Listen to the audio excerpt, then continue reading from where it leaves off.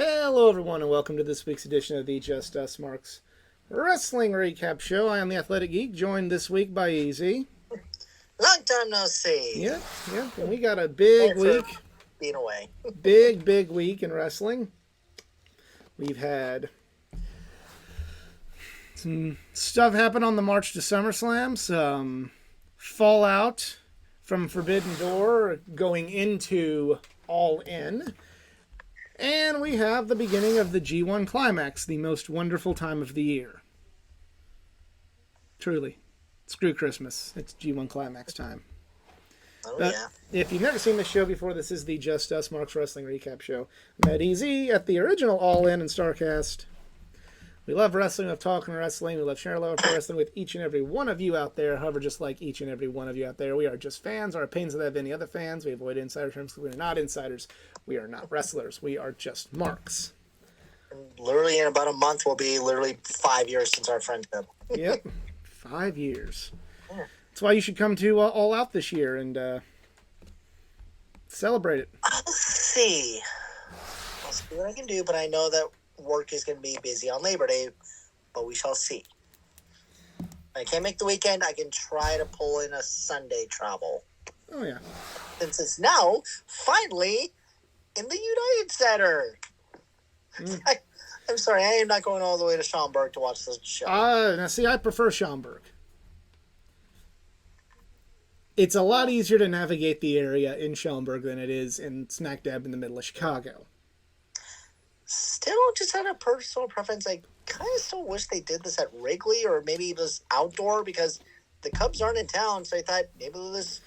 But then we don't have to worry about rain. When you go from one stadium show to another one, I'm pretty sure. But then you don't have to worry. I'm not just saying this because fuck the Cubs. Then you don't have to worry about rain. If it rains and you're in the United Center, you're fine. Or we did go through a storm for All In.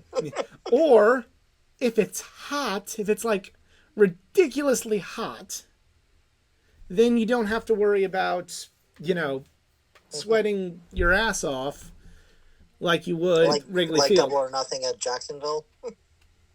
Yeah. Pretty much. All right. So, Raw. Imperium start off wrestling Matt Riddle and Drew McIntyre. This was an okay match. I didn't like Riddle and Drew winning because as we're going to talk about later with AEW, I don't like random single stars beating established tag teams. I don't like it. To me, that makes no sense story-wise. These guys are meant to... Yeah, I got a tag team is meant to be a tag team. Single stars are usually just single stars. So if they just come together on a whim and be an established tag team, you're basically saying that these people that live for tag team wrestling are bad. Not a fan of that trope.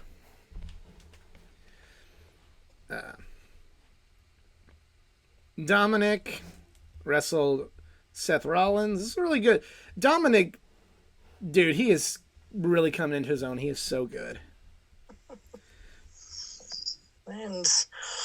the match didn't happen. But I'm looking forward to this because just the stuff that's going to happen with Dom and Judgment Day, with Priest having the briefcase, this is good. Dominic he officially surpasses Baron Corbin on nuclear heat. Oh yeah. And what EZ was waited all week to talk about, there was a face-to-face showdown with Ricochet and Logan Paul. And it was not a bad segment. Hey, Logan Paul's got it when it comes to wrestling. He missed his calling in life. And we're definitely going to be talking about Geek's favorite guy, CM Punk, later on in the show. Oh yeah, we are. And and for once, I'm excited to talk about it. But yeah, I'm not a Logan Paul fan. I don't follow him on social media. I don't listen to his podcast. I have drank Prime. It is pretty good. But other than that, I don't really do much Logan Paul. But hey, the dude knows how to do interviews. He's not terrible in the ring. And I like that they're putting him with Ricochet because he's got a following that's now going to know who Ricochet is. So good for Ricochet. This is a good benefit for Ricochet. That's how I'm looking at it. Becky Lynch wrestled Zoe Stark. Trish Stratus is coming out in the old Cody Rhodes mask. So is she now dashing Trish Stratus? She's undashing now. She's been disfigured like Cody Rhodes was. Zoe Stark got the win over Becky Lynch, so I didn't expect that, but cool. I see her being women's champ soon. I don't closely follow her, but I see potential. Yeah. Maxine Dupree graduated from the the Alpha Academy. This was a pretty humorous segment. I know I had a big discussion about how this segment was bad and you should feel bad if you like it, but I mean, to me it wasn't any worse than any other comedy segment from any other wrestling promotion. Just this one came from company with the initials WW and E, so therefore it was bad in a lot of people's opinion, but I thought it was a decent segment. It is what it is. Not saying it was a life-changing segment either before y'all come after me for something else. Like, it was a respectable, humorous segment on wrestling. No more, no less. Shayna Baszler wrestled Emma. This was nothing special. And I, with the people involved, I expected more, but it was just kind of a way to build up Baszler as she gets ready for her match with Ronda.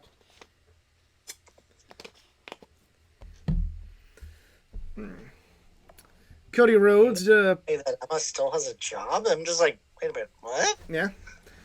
Cody Rhodes did an interview. Got a great reaction. So, again, we're in month 7 of the fans are going to turn on Cody Rhodes, so therefore he shouldn't be used in any big capacity. And we're still waiting, guys. Move the goalposts again. Say they're bad. Say they're stupid wrestling fans, and go ahead and move your goalposts. Just like other people do with your stuff, that's what you do with this stuff. Keep moving them. Keep buying into that point I made a few months ago about which wrestling fans have the bigger hypocrites. Then Tommaso Ciampa wrestled The Miz. This was a good match. The Miz ended up winning in a cheap way when Bronson Reed attacked Ciampa. So you have pretty much NXT nostalgia there. Well, but it keeps the feud going with Ciampa and Miz. It adds a new layer to it with Bronson Reed. And I can see DIY reforming here pretty shortly on the main roster, so I'm not going to complain about that. Please. By the way, did they ever solve the Dexter thing, or WWE is like, fuck it, we're done? Oh, they did. Okay, I'm just... Yeah, out of the loop then. Okay. Dexter was paid by The Miz to do it, so that way he could get, like, sympathy and, you know... He essentially did it so that way people would have sympathy for him and all this stuff, and it was revealed that it was an inside job, and then Miz didn't want to pay Dexter, so yeah. Wasn't the best work in the world, but like it wasn't great, it wasn't terrible, it was very in the middle, and it is what it is. It's nothing I'm gonna say was life-changing television and you should watch it immediately, but it wasn't the worst thing ever, and you should feel bad if you like it. Sonya Deville and Chelsea Green wrestled Kayden Carter and Katana Chance for the #1 contendership to the Women's Tag Team Championship. This match wasn't that good, and I'm surprised given the 4 people involved, but it just was not that great. But, yeah, this was just not that great.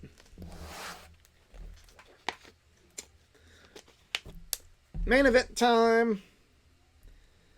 Owen, Zayn, and Rollins wrestle Dominic Finn Balor and Damian Priest, the Judgment Day. The Judgment Day got the win. And, yep. Yeah, it wasn't a decent 6-man main event, and the established stable won. So, therefore, I don't really have anything to complain about as far as why how is it there's like so many stories like saying like, oh, Judgment Day is like having a falling out. It's like, no, we're not going to do another Bloodline 2.0 here. But I that part I'm not getting. I don't know. I mean, it's just tension. Like, pretty much anytime in wrestling, regardless of the company, when the secondary player seems to be more on their way to winning the world championship over the, kind of the captain or the leader, you always have this storyline. It's happened in Ring of Honor, it's happened in WCW, it's happened in TNA. It's what happens. Is it played out a little bit? Sure. But it's just kind of, when the top bad guy stable's leader is looking like he's going to be second banana to what was supposed to be his second banana, there's always a tease of some kind of tension. Hell, it even happened in AEW with Jamie Hayter and Britt Baker. So there is no promotion that's immune to doing this, and it just, it's what they do. SmackDown. Right. Bianca Belair and Charlotte made a pact that they're not going to fuck with one another going into SummerSlam. It wasn't that good. Sheamus and Ridge Holland wrestled Pretty Deadly, and unfortunately, one of the members of Pretty Deadly got injured.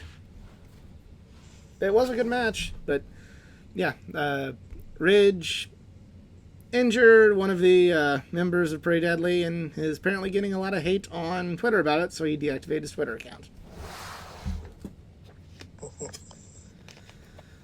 Zelina Vega wrestled Bayley. Not a great match, given who's involved. It's kind of short. Last week, Bayley cut off some of Shotzi Blackheart's hair, and then after the match, Shotzi appeared on the Titantron and pretty well just said, "You think you've gotten to me by cutting my hair," and then shaved her head right on the Titantron. So, there you go. However, if you know the actual backstory, that... Oh, yeah, it's a great backstory, but... Yeah. Even in the context of the storyline, it's pretty cool. It reminded me there was reminded me of this old ECW interview where the Pit Bulls cut Perry Saturn's hair, and then he just does an interview where he's just like like giving himself a bad haircut, going like, "Do you really think I care that you cut my hair? Do you really think it matters at all that you cut my hair?" And then he just like has the belts like, because this is what's important. It's not exactly, but I just got those vibes of just kind of like, cool. And I'm not the world's biggest Shotzi fan, but cool. He's so like good heartwarming moments like that. Jey Uso did a really good promo, setting up the eventual title match at SummerSlam. Good promo. Just really don't want all this to be for Jey Uso to win, but appears that that's where they're going. 1,000 days, 3 WrestleManias for Jey Uso to win at SummerSlam, people. I just like the fact that But still better than Cody, am I right, guys? I'm just happy I finally got to see Paul Heyman in pain. Yeah, we don't want to see Paul Heyman in pain, just like we don't want to see Don Callis in pain. I'm keeping quiet. Everyone loves Don Callis. Oh, we all know we're going to see Don Callis in pain. Hopefully. We'll see next week. All right. Number 1 contendership to the U.S. title, 4-way match. AJ Styles, Santos Escobar, Butch, and Grayson Waller. This was a good match. In the back, Karrion Kross beat up the club, and that kind of forced AJ out. So I thought that was a good choice creatively to not have AJ take the pin, but still not have him win the match. So that kind of got him out and continued the Kross feud, which hasn't been great, but it's starting to grow on me a little bit. But Santos Escobar won, and he's going to get a match with Austin Theory for the U.S. title, and I'm on board with that. Escobar's great. Yeah. Women's Championship match, Bianca Belair versus Asuka. Asuka won via disqualification, and that's that. All right. Time to light the fuse and bring the boom and talk about Dynamite. All right. First match was Commander versus Chris Jericho. I didn't get into this one like some other people did. What'd you think? Well, thought the match was not bad, but it is still quite interesting on the Jericho thinking of joining Don Callis family. Who knows? Although I did arrive in late because I think I had some stuff I had to go through-ish. Well, I will say the segment afterwards with Don and Jericho was very good. Yeah. You know, also, my one complaint was this was maybe the quietest crowd I've ever heard in AEW history. Every time we have a show, everyone's loud. Saskatoon was fucking asleep. Wake up!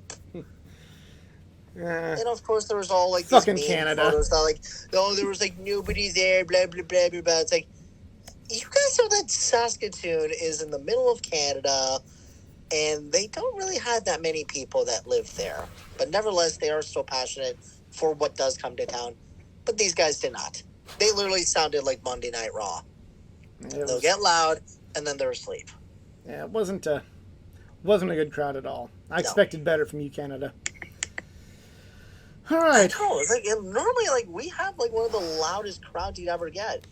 And I had somebody on Twitter saying the people that live out there, they're going through a lot and they don't spend that much on entertainment. It's okay, every fucking city and town in the whole world goes through a lot. So again, these guys just sounded dead. So even Regina last week actually sounded more alive. I don't know what the hell was up with Saskatoon, but whatever. I expected better from you, Canada. Yeah. All right. Orange Cassidy and Darby Allin versus Sammy Guevara and Daniel Garcia. Good match. Right team won with Guevara and Garcia. This is where Nia got in. Yeah. Guevara and Garcia won. They're actually an established team, or at least part of a stable where they've teamed. So, yeah, they should have won. Good job.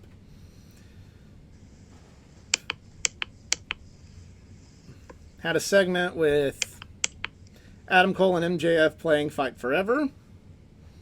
Not a bad segment, where it seems like MJF is starting to grow on Adam Cole. You'll see. Don't fall for it, Adam. It's a trap. Yeah. And speaking of which, Adam Cole and MJF wrestled Big Bill. And you can't teach that. And Brian Cage. And this wasn't a bad match, but I don't like this whole blind tag eliminator. This was a bad idea that WCW did in the early 90s. It was stupid then, and it's stupid now. And I don't care that we're getting the bromance with Adam Cole and MJF. I don't care. This is the overall idea is stupid. It's always been stupid. And this one thing is... as entertaining as it was, to me, doesn't redeem the whole stupid idea. The thing is, Adam Cole and MJF could actually be a legitimate, incredible tag team together. There's just one teeny tiny problem. MJF is the world champion. Yep. Like, if this was like before he won the title, yeah, it would actually be a tad little entertaining. But yeah, this almost is giving me vibes of the Bar, Sheamus and Cesaro. When those No, that two was teamed good. up, I was That, like, that turned out being good, though. it did. That was the thing, because neither men were fighting for a championship. They just got themselves into a predicament that they have to tag team, couldn't get along, and then suddenly they got along, and then they became actually a legitimate great tag team. Again, MJF and Adam Cole can be that. Hell, if you bring in like Roddy Strong, and then suddenly you can create like a whole new, maybe undisputed elite stable, which, please, for the love of God, I don't want that to happen. I'm just saying it fantasy-wise. But it would still be a pretty like dominant tag team they could possess. You know, maybe MJF trying to lead Adam back to the bad side, baby. I don't know. Which again, I would not mind if the problem wasn't that MJF is the world I don't know. champ. At this point, Adam Cole is doing so well on the good side, and he seems more like. He seems more like himself. Okay, let me it's like in Ring of Honor and NXT. Yes, bad guy Adam Cole was the top guy, but in AEW, bad guy Adam Cole is not a top guy. Adam Cole, on the good side of things, comes across a little bit better in AEW than he would playing the other way, like he was previously against Hangman. I don't know if they're just like stalling for time on whether they're going to have MJF have a match at All In or if they're going to wait for it at All Out. Who knows? I still think that they're going to do MJF and CM Punk at All Out, but what are they going to do for All In though? What would be your main event? Because I'm thinking eventually MJF's going to do what we know MJF is going to do with Adam Cole. We do that in London, and then in Chicago, CM Punk is walking around with a bag claiming, I still hold this belt because I won this dog collar match, so he still has the other belt, and they'll do that. So we're gonna get a recreation of CM Punk and John Cena. Kind of, yeah. I wonder where AEW gets their ideas. There comes a point where it's like, this is a little blatantly obvious you are kind of copying ideas now. And I'll even, and I'm critical of that, but I'll say in AEW's defense on that, there's not a lot of original ideas left in wrestling. Like you're taking a lot from the past and just putting a new, you're taking the idea and adding in different characters, and that's fine. But this one doesn't have different characters. One of the characters is the same. And if another wrestling organization did this, they'd be burned at the stake online. Yeah. Just saying. I'm just unclear on what the creative direction is going because same. That's AEW's biggest problem is a lot of it's unclear where the creative direction could be going. But the match was a banger, so don't criticize it. If somehow they end up winning this Eliminator tournament or whatever, if they win, that's a bad call.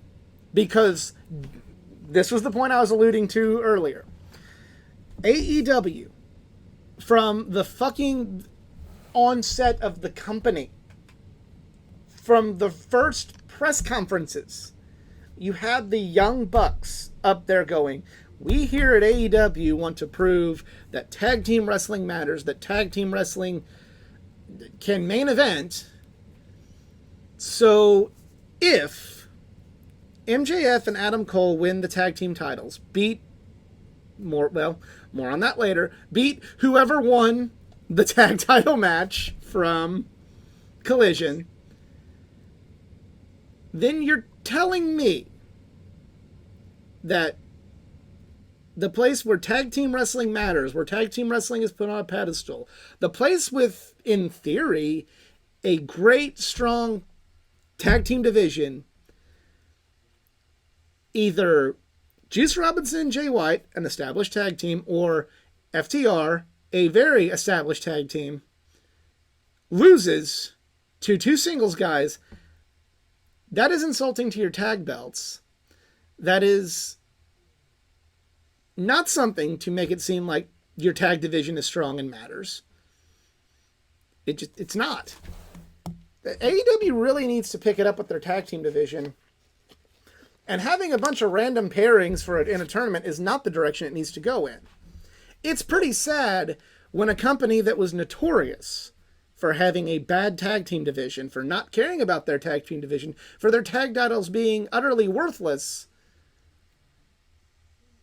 had a main event a night of their biggest show of the year, where AEW has yet to have that happen on pay-per-view, and is point blank not doing as well as that other company in the tag division right now. Pretty much. That's not good. You know, when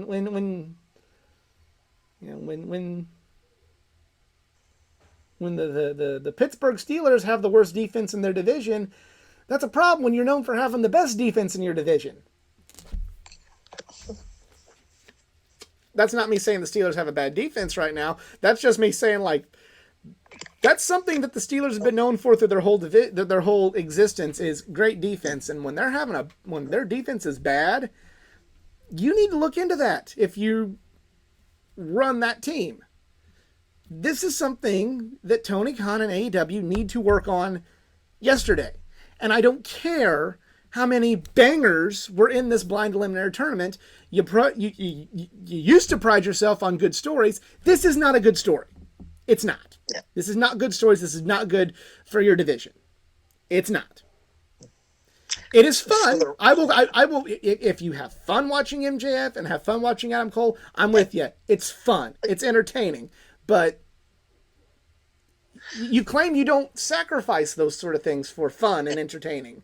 Like, But you're sacrificing it now. Like, again, as mentioned, like, I like this. Like, it is fun It's to watch. entertaining. It's just, I will concede all of that, yes. The problem is one of them is a world champion. Like, they didn't have to stoop to this level just to stall out on whether these two are going to fight it all in or all out or whatever. Yep. Like, and it's a cold day in hell when me and Easy are exactly on the same page on something, but it's here.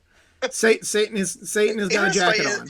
You know, it's funny. The last few days have been like listening to like classic car talk radio from like those mechanics from Boston. If you've never heard of car talk, they're great. There are times when they say, well, you know, this is a rare occasion where I agree with my brother on this. Yeah. And also, if you want the definition of Boston accents, just listen to an episode of Car Talk.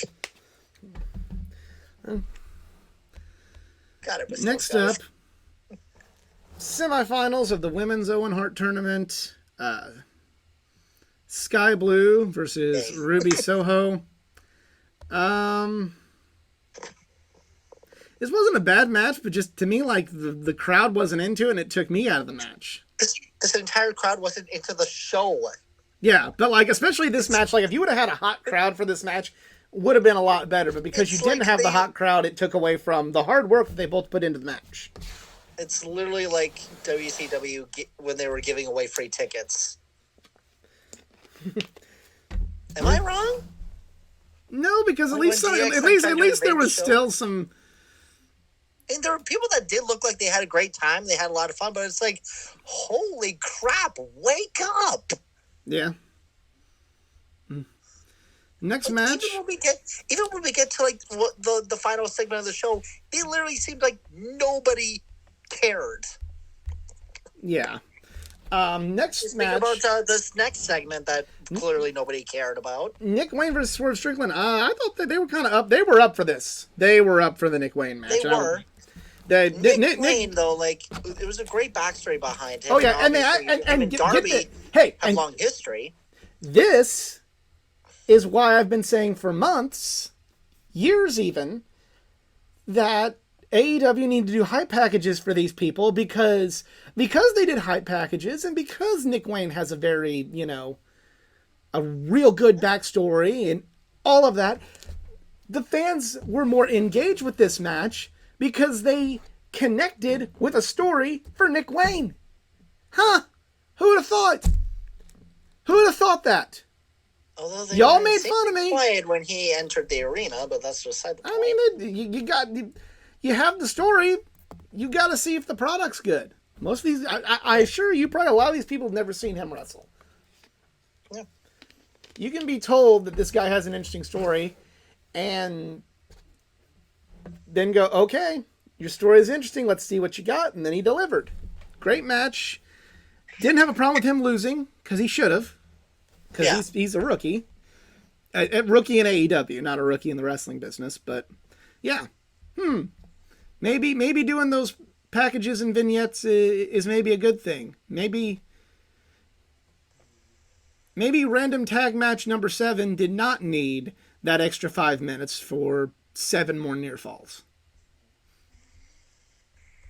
Yeah, good match. Nick Wayne's got a hell of a future. Yeah. The Elite and the Blackpool Combat Club announced their 5th teammates. If you want to hurt Bryan Danielson, say that he's going to be in a blood and guts match and he'll get hurt. Or just have him get out of bed at this point because he gets hurt a lot.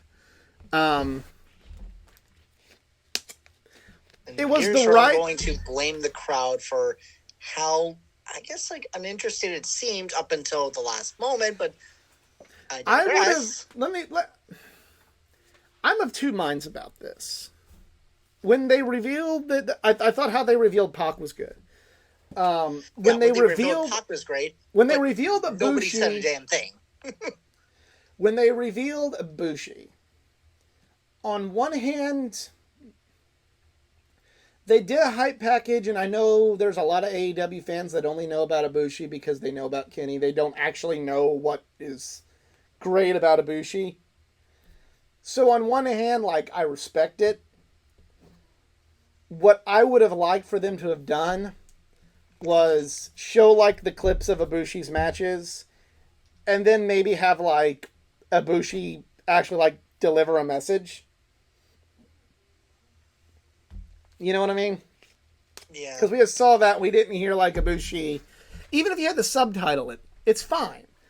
You know, that they would have had Ibushi, like, you know, I'm coming, I'm ready, you know, something like something along those lines. Even if you had to put it in subtitles, I would have liked a little bit more of, like, seeing Ibushi and knowing he's like, yeah, fuck you, I'm coming. You know what I mean? Like, that would have built the hype up more than just the clips of the wrestling. The clips of his matches and everything, that was okay.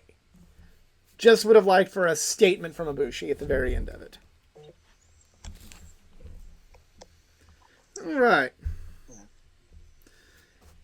Well, at least I am happy we're getting Golden Lovers reunion at last. I'm happy that Ibushi's there. I don't know if I don't know if Ibushi's going to be full time there, but I hope so. Yeah, and them, and especially since it's going to be in Boston next week, that arena is going to explode. Boston is a hit and miss wrestling town, though. Well, here's the thing. They're going to be... I honestly loved how this was funny on Twitter. It's like, AEW is going to the Garden. And it's like, oh my God, we're finally going to Madison Square Garden. It's like, no, the TD Garden. Boston's like, oh, never mind. Sorry, that's my shade to Boston. But that arena is going to go nuts. And now that especially it's a blood and guts match, it's like, there's... Boston isn't a bad wrestling town. But so they might deliver. I would be a lot more confident in the reaction for Ibushi if it was going to be in LA or Chicago or New York. Boston can have its small. Yeah, it's just it's not as proven of a commodity. Even Philly. Or Philly, yeah. It's not as proven of a commodity as those 4 cities. Honestly, we need to do like a top 10 list of like the best wrestling cities. I don't know, because some wrestling cities are overrated. And just how the dedication. I don't know. I've seen some good wrestling cities. I've seen some bad ones. It's pretty easy for me. It's like those 4: Toronto, Calgary, London, St. Louis. Actually, I can even probably say Dallas. that Toronto can often be hit and miss. Dallas. And Atlanta. Yeah. Atlanta, or if you want to take take Toronto, if Toronto's hit and miss, I'll go Calgary and I'll put Charlotte on there instead of Toronto. There you go. AW Collision and Battle of the Belts. Started off with a really good match, and yes, I am saying that Jay White was in a good match.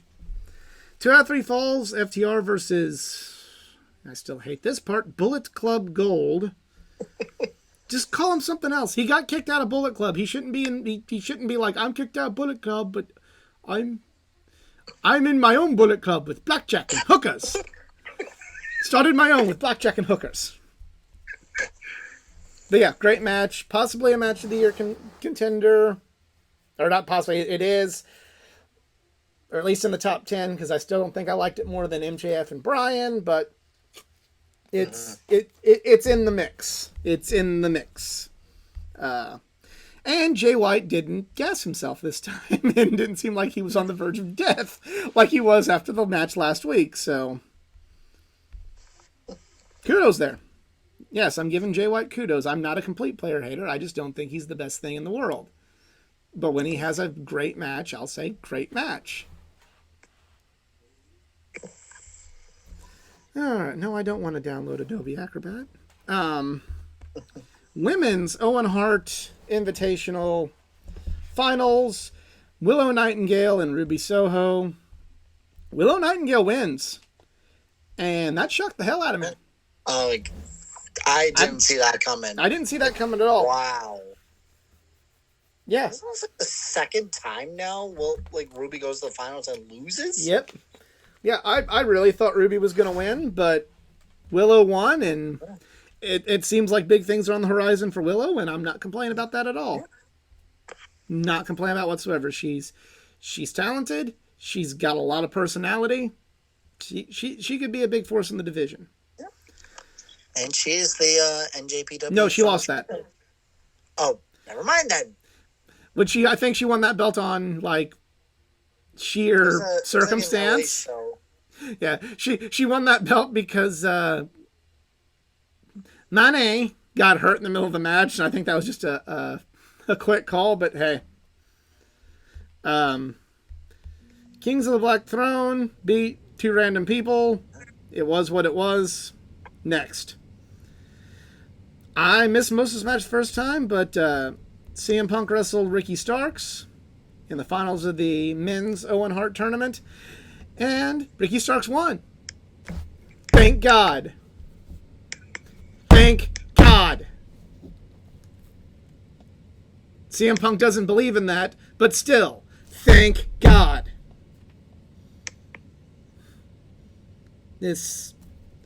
Ricky needed this a whole hell of a lot more than CM Punk did. And I'm going to come with this with an objective opinion.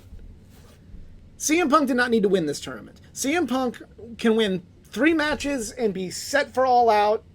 He'll be fine. CM Punk didn't need this. Ricky Starks fucking needed this. Ricky needed something to quit just stagnating in like this. Oh, but he doesn't. You know, he can't ever get. Ricky needed a big win. CM Punk didn't. CM Punk will be fine. Now Ricky Starks will be more than fine. This was my dislike of CM Punk aside, a good call. I can objectively say that.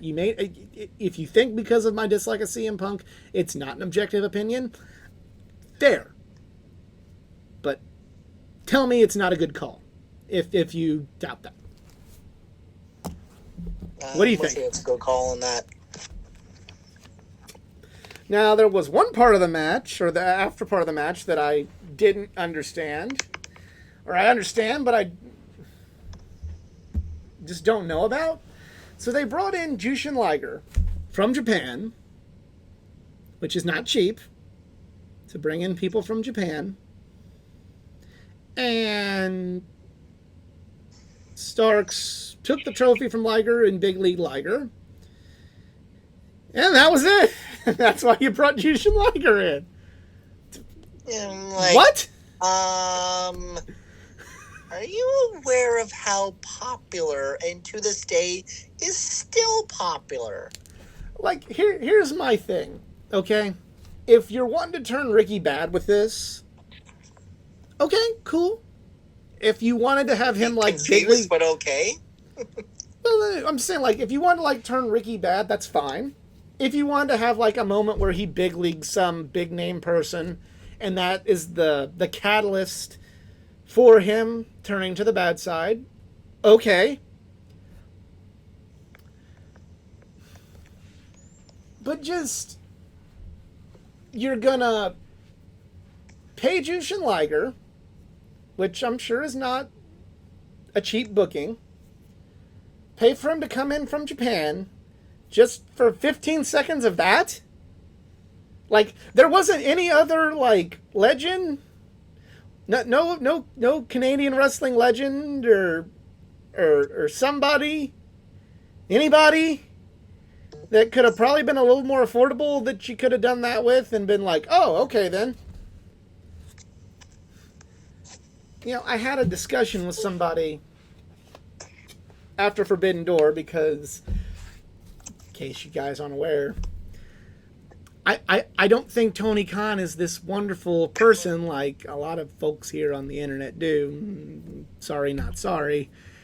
And my friend, who does, fair play to him, really liked Tony Khan, said you have to give Tony Khan credit for going the extra mile with all these things, with paying for this speed,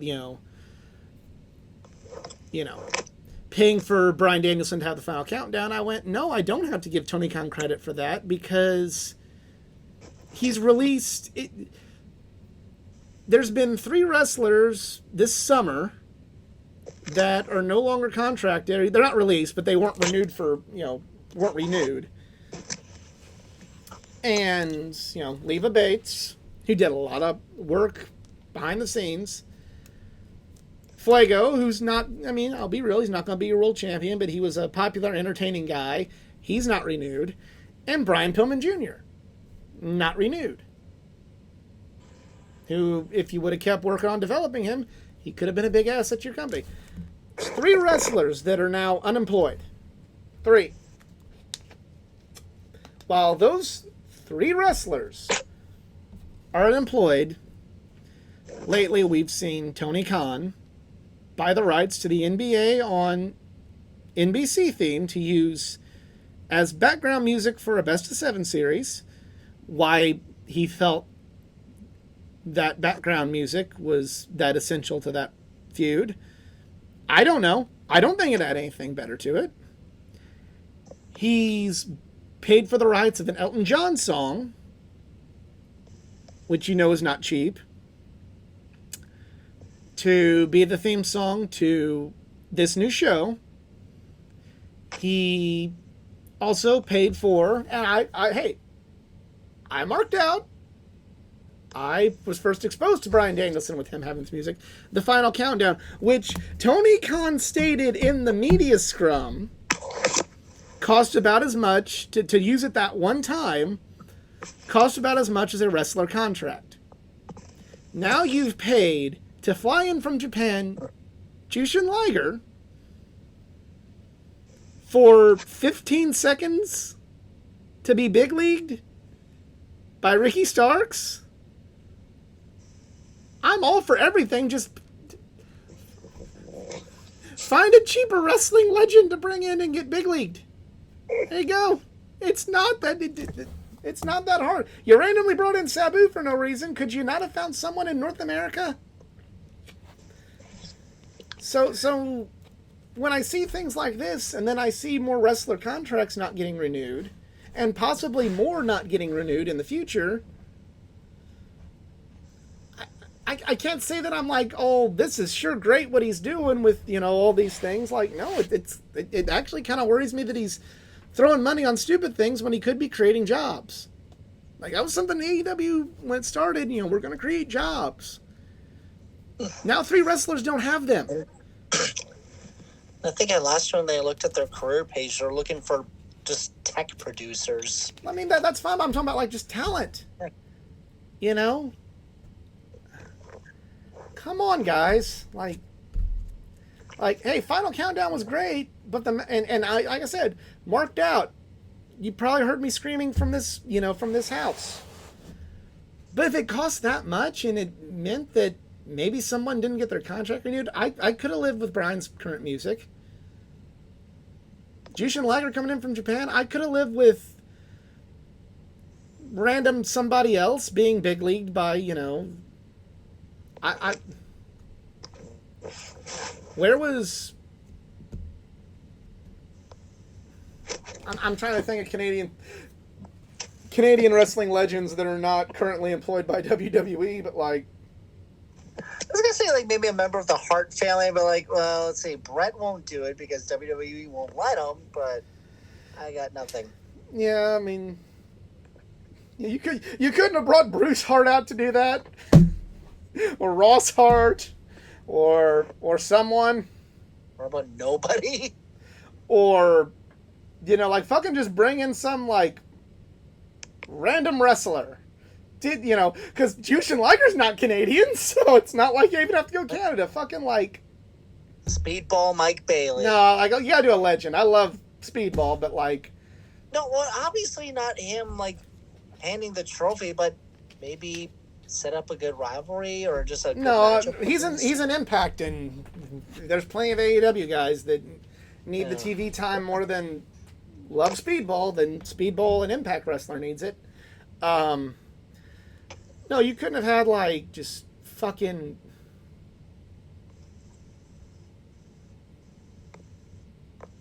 Barry Windham. No. There's a legend. You couldn't have had Lex Luger. Here. Let me look around my Diamond Dallas Page. Here, look around all these other wrestlers. Steamboat. You could have brought in Steamboat. He would have been cheaper. Or honestly, like anybody who had like maybe a great rivalry with Owen Hart. Yeah, I mean, well, a lot of those guys are Or not. how about With, the a lot guy of those that guys are. A lot of those guys impersonated are Owen either unemployed or either in WWE or no longer with us. Though, let's be real. Yeah, bring in Jason Sensation. He can bring in the Yeah, trophy. there you go. But still, like there could I have know been a he's not cheaper. Canadian, but still, that would have been amazing. Just any like. Fuck! I'm looking around this room. There's so many other people that could have been brought in to be big league by him. Fucking. Yeah, Lex Luger even. But big league man in a wheelchair. There's a bad guy turn confirmed. Really in good condition to walk. If I said you big league man in a wheelchair, there's how you turn a guy. Fucking shit. Help Jimmy Hart. There you go. Please no. Well, Jimmy Hart, he's a great guy. All right. He would be funny. He was in WWE or WWF, WCW. Was he ever in ECW? No. Okay. I know he was on Impact. He was on that god awful WrestleLicious. Thank you, Wrestling with Regrets. Yeah. And basically anywhere where he's paid to just scream into a microphone. Yeah. And it works. So now we go to Battle of the Belts. Orange Cassidy wrestled Lance Archer. It was not even advertised lately. Jake the Snake got to hit his short arm clothesline. That was really cool, but Orange Cassidy won. Tony Storm versus Ty Valkyrie happened, but the match didn't conclude because of some satellite issues, and it just shut off. So there you go. There was also a QTV segment, which is stupid. Don't at me about pointless things on other wrestling if you like QTV. Don't fucking at me. I got nothing. Yeah. Like, I literally watched that rap video. I'm like, I am losing precious seconds of my life looking at this thing. Yeah. Hey, again, if you're entertained by Van it, Zandt you're learning welcome to to be rap. entertained by it. You are welcome to be entertained by it. Anybody watching this, if you think that's cool, that's fine. Don't at me about how other wrestling companies waste time on television with similar segments if you like this one. Yeah. There is no high ground if you're doing that. You hold no intelligence high ground. You are liking one thing because one company does it and disliking another because another company does it. That I don't care for. Or don't act like you're smarter if you're going to do that. Luchasaurus versus Shawn Spears for the TNT title. Hey, remember when the TNT title meant something? Remember when Cody and Darby and, Miro and Sammy held it and it meant something? Yeah, that was great. It was good times. Good times. Because this match was shit. It wasn't shit, but it's just like, it was just kind of like it started so, like, there's so little time left, and I'm not one of these that think every match must have 20 minutes if it's going to be a good match, but, like, it had so little time to get anything going, and look, I think Shawn Spears is a good wrestler, but he hasn't been on TV, and he's just kind of randomly coming in. We couldn't take him seriously as a threat to the championship. He's never been taken seriously for anything ever since he wrestled Cody. Like, that was literally the last time he was taken seriously. And that was 4 years ago. Yeah. So, yeah. It happened. I don't know. You have any other thoughts? I got nothing. All right. So now we go to the first 2 nights of the G1 Climax. This year, they're doing 4 blocks. The top 2 in each block go to a playoff, where go down from a quarterfinal, a semifinal, and then finally the finals of the G1 Climax. So, kind of, it gives more people a chance to kind of stay in it. Which, I don't know, I mean, like, some say that's good, some that's not good, but the top 2 from each block get to make it, so it kind of adds an extra layer of intrigue of 2 people from each block still having a chance, which, it's kind of like adding a wild card. It's kind of nice. Also, the matches now have a 20-minute time limit and not a 30, so, and they've all been very good, at keeping good pace and not being ridiculous and before the 20-minute time limit, so I'm liking it because I don't feel like I'm going to, like, have to pack 2 meals to watch the G1 Climax nights. But let's go into the results. First match, Yoshihashi beat El Phantasmo. This was okay. Chase Owens defeated Gabe Kidd. Stinker. Tongaloa defeated Kenta. One of my favorite matches, the first G1 match for either one of these guys, Shota Umino and Ren Narita went to a 20-minute time limit draw. And these are 2 graduates of the dojo, Shota and Narita. They're in their first G1. They had their first G1 match against one another. They're talking about the differences that these 2 wrestlers have and how they present themselves and their characters. And their first match was a draw. So you can build stories from these 2 because they're hyping them up as the future for years to come with this, and I love it. Very well done. Okada beat the Great Okan. Not a bad match. Kaito Kiyomiya, a rare outside get for the G1 Climax. Usually G1 really sticks within just New Japan. Kaito Kiyomiya is a Pro Wrestling Noah wrestler who's entered the tournament this year based on the co-promoted show they did earlier in the year. He defeated another young lion that's now back from excursion, who's a really good wrestler so far, Yota Tsuji. Yota Tsuji is, just check him out. He's a former college football player, college football quarterback in Japan. He has a lot of size, but he has a lot of, like, he can really move and do, like, a lot of high-flying moves with his size. He lost this one, but he's got a big future ahead of him in New Japan, or I'll even say this, he'd be somebody WWE might come after. Just with his look, his size, and his athleticism, and his background, WWE might like this guy. Taichi defeated Will Ospreay. Yes. My boy. My boy. I'm just saying that because it's my boy Taichi more than Will Ospreay. Will Ospreay is just the icing on the cake. He won. Interesting match that they did. Like, it's... Ospreay was just going to try... Like, had the match won and was just going to try and be an asshole and just beat up Taichi for the remainder of the time until he had to pin him. And then he got caught with something that made him lose his equilibrium, so he couldn't do his high-flying moves, and Taichi won. So kudos to Will Ospreay for actually selling a move.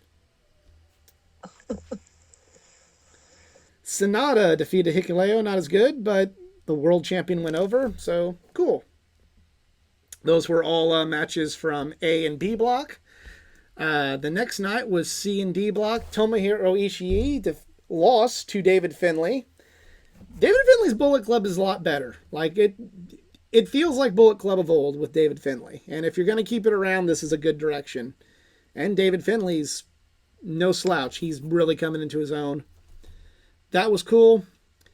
Hiroki Goto defeated Toru Yano. Kind of your typical Yano match. Mikey Nichols defeated Hinare. It was okay.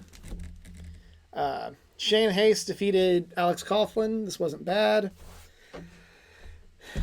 The match I was looking forward to the most when they announced Eddie Kingston for the G1 Climax happened in his first match. It was Eddie Kingston and Shingo Takagi. And Eddie Kingston won. This was a very hard-hitting affair, and you should go out of your way to watch it. Zack Sabre Jr. defeated Hiroshi Tanahashi. This was a good match. Evil defeated Tamatonga. Stinker. That went on too long. And Jeff Cobb defeated Tetsuya Naito. And Jeff Cobb, if Naito doesn't win, I think Jeff Cobb and Naito are going to have issues going forward. If Naito wins, they're going to definitely set up a match between him and Cobb for the Wrestle Kingdom contract in the future, if Naito were to win. But everybody should know that Jeff Cobb's great. And this was a great match. So, the standings as they are now. In Block A, Sonata, Owens, Kiyomiya are in a three-way tie for first place with 2 points, with Narita and Shota tied for second with their 1 point they both get from the draw. Four-way tie in B block, Okada, Yoshihashi, Taichi, and Tangaloa. C block, Finlay, Evil, Kingston, and Nichols tied so far, and D block, Goto, Sabre, Cobb, and Haste.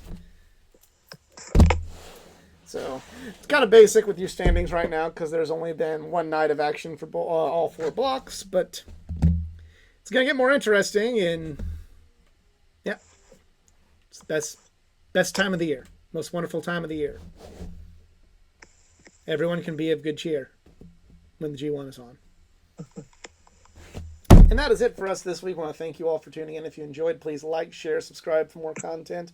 Follow me on my social media, facebook.com/athleticgeek9, Twitter @athletic_geeky9, and Instagram @athleticgeeky9. EZ, social media if you please. You can follow me or anger tweet me at Eric Zarin, ZRIKZARINS. And just in a quick little racing news, Christian Lundgaard, his first career win in Toronto at the best street circuit in the world. Suck it, Monaco, Long Beach, Detroit. Sorry, Toronto's the best. But anyhow, good for you. And how about Chicago? Racing. Huh? How about Chicago? That was cool. Yeah. I just wish it was. Gotcha. I mostly like it because seeing Shane Van Gisbergen, for someone who is following also the Australian Supercars Down Under, he's a fucking legend. And I hope he comes to NASCAR full time. So, we'll see. I actually would love to see that. I will say, I think with that win, he will attempt the Daytona 500 next year. I'm going to put that as my 2024 bingo card. Maybe. Like he may not. If he only wants to do certain races, though, he might not want to do an oval. He might want to do road courses where he can win again. if it weren't for like Noah's flood in Chicago, it still would have been a better atmosphere. But on that same day, though, I did experience IndyCar at Mid Ohio. The track's not bad. It was cool seeing Alex Palou win. Just it was okay. Nothing better. Yep. Well, for Easy and myself. Also, I don't think Chicago Street Race is going to survive. Sorry, just the politicians going on there. Won't. It's not. It won't. But when you say best course, it's like a one and done of greatness, and it was great. Just done. Yeah. I don't. If it comes back next year, that'll surprise me, but it's not going to come back. And this is what you did to give up Road America, you bastards. Yeah. And I'm done with that. And I still think the old Detroit was better. But for Easy, I am the Athletic Geek. We're just Marks, and we're out. Have a good one.